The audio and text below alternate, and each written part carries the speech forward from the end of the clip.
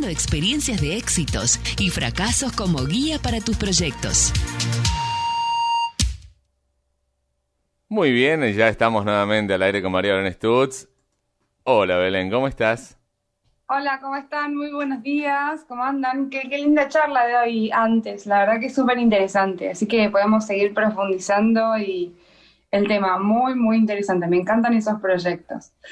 Bueno, bien, la noticia que tenemos para hoy es un informe que salió en la revista Fortuna el día 9 de septiembre y tiene que ver con el ranking que está ocupando la Argentina y malas noticias acá. Argentina se ubica entre los países menos atractivos para invertir en el mundo.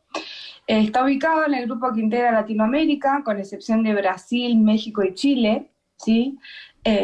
Y está junto con todos los países africanos y algunos del Medio y Extremo Oriente que son muy pobres o están en conflictos bélicos, según el índice de atracción global. Hay un índice que lo hace todos los días una consultora que es European House Ambrosetti y va midiendo cómo están estos países en base a la inversión extranjera directa. Nuestro país fue uno de los que más cayó en este ranking entre el año pasado y que pasó del puesto número 73, que ocupaba en el 2019, al 92, que está ocupando ahora en el 2020, de un total de 144 países. Este parámetro, ¿qué es lo que mide? Mide las posibilidades a futuro que tiene un país para permanecer competitivo. Entonces, Argentina integra el nefasto grupo de los 15 países que cayeron con más de 10 puntos, ¿sí? Entonces, Argentina hoy se encuentra con los siguientes países: Panamá, Trinidad y Tobago, Argelia, República Dominicana, Macedonia, Costa Rica, Cabo Verde, Ghana, Mauritania, Mozambique, Libia, Tanzania, Myanmar y Tajikistán. Todos estos países ocupan y están puestos debajo de la posición 65, ¿sí? Este informe es un elemento muy importante para medir la inversión extranjera directa. ¿Por qué? Porque cuanto mejor posicionado estás, mayor inversión extranjera directa vas a recibir. ¿Esto con qué tiene que ver? Con las medidas, no solo a corto plazo, sino las medidas a largo plazo, planes y estrategias que se proyectan y mantienen un país para que el país crezca y lo haga más rápido que el otro. O sea, van midiendo cuánto va a crecer un país en base a las medidas que se toman y las estrategias. También se observa qué capacidad tiene un país de retener los recursos que ya están en el país y de atraer nuevos del exterior. Este parámetro mide 3 subíndices, y acá los voy a mencionar. Mide el posicionamiento de un país, que es el posicionamiento, es el que ofrece la imagen detallada de un atractivo del país. El dinamismo, o sea, cómo las tendencias del atractivo de un país se muestran a mediano plazo, y la sostenibilidad. O sea, indican la capacidad de un país para permanecer atractivo en el futuro y competitivo. Y Argentina tiene una baja ponderación entre dinamismo y ser sostenible. Acá lo que se destaca de Argentina es que tiene, pobreza, tiene una esperanza de vida corta y tiene una gran relación entre deuda y PBI.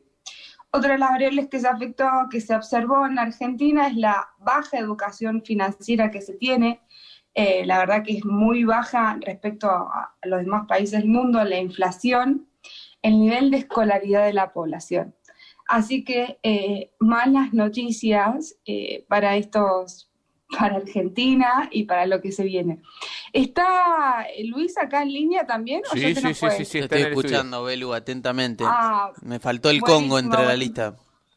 lista. Sí, viste que no estaba el Congo ayer que estábamos hablando. Seguramente, Luis, vos tenés el concepto mucho más claro de qué es la inversión extranjera directa, así que ahora te hago la pregunta yo a vos.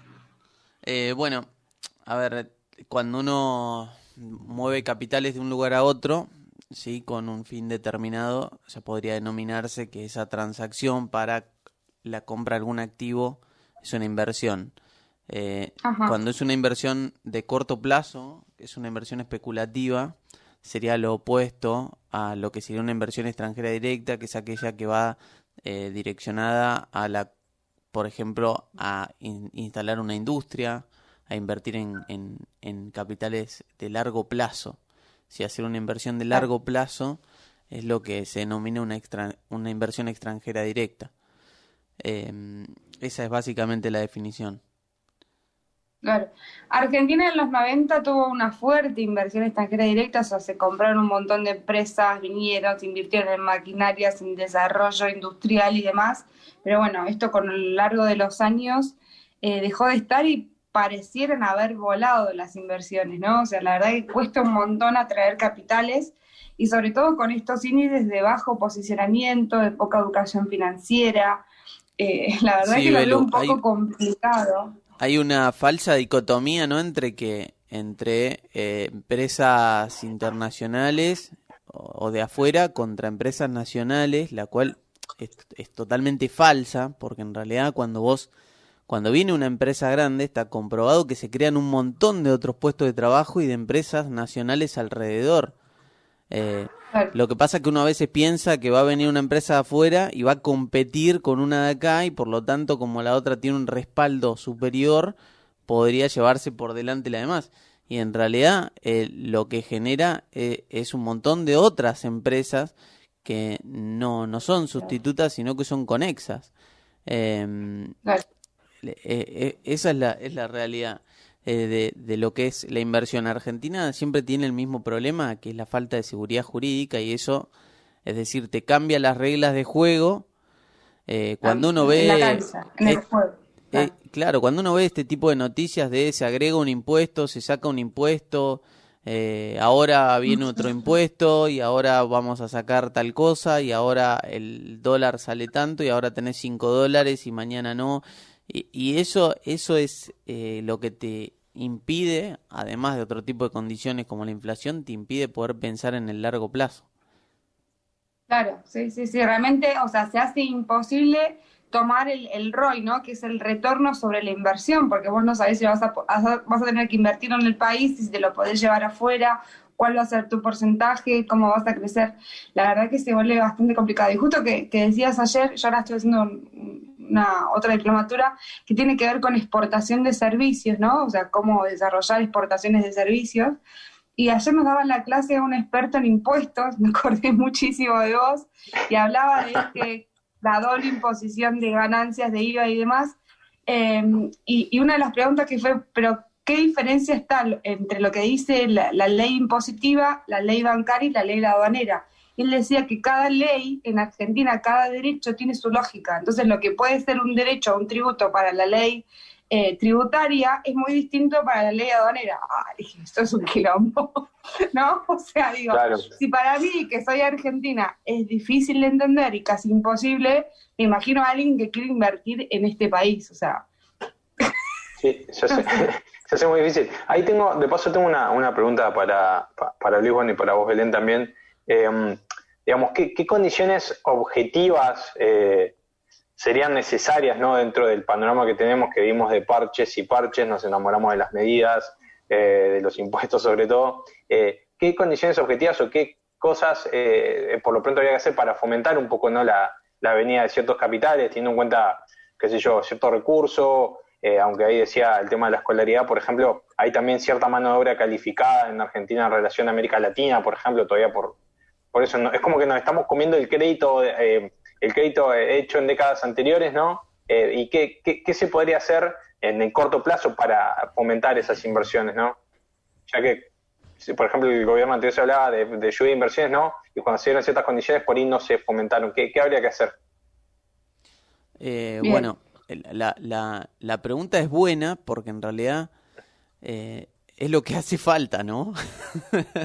Pero a mi entender, para que pudiese fomentarse momentáneamente, o sea, otra no queda más que o diseñar una política de reintegro sobre la inversión, es decir, qué es lo que uno busca para no invertir en un capital especulativo y si en un capital de largo plazo. Vos cuando invertís en un capital especulativo, vos te asegurás determinada rentabilidad sobre el capital que vos estás invirtiendo.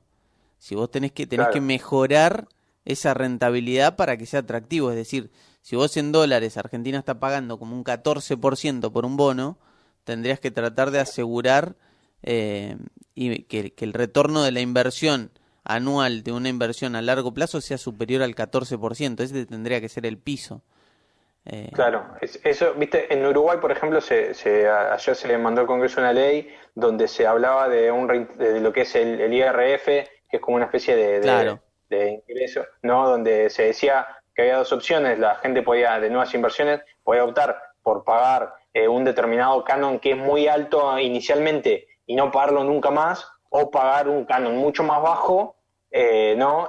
Anualmente, y digamos, de las dos maneras, de acuerdo a la posibilidad real de negocio, es que esa es una forma en la que se fomentan las inversiones, ¿no? Sobre todo están buscando inversiones acá en Argentina, ¿no? Pongo Uruguay como ejemplo por esto. Del tiempo que trabaja, Gonzo, una persona o una empresa, el puntualmente el 54% es impuestos. O sea, una persona trabaja una hora, media hora se va para el fisco. Es imposible que Me alguien... hace acordar a cuando estaba el tema de comprar así. el auto, que hablábamos de que se pagaba más impuestos Exacto. que el vehículo en sí. Es un número muy parecido.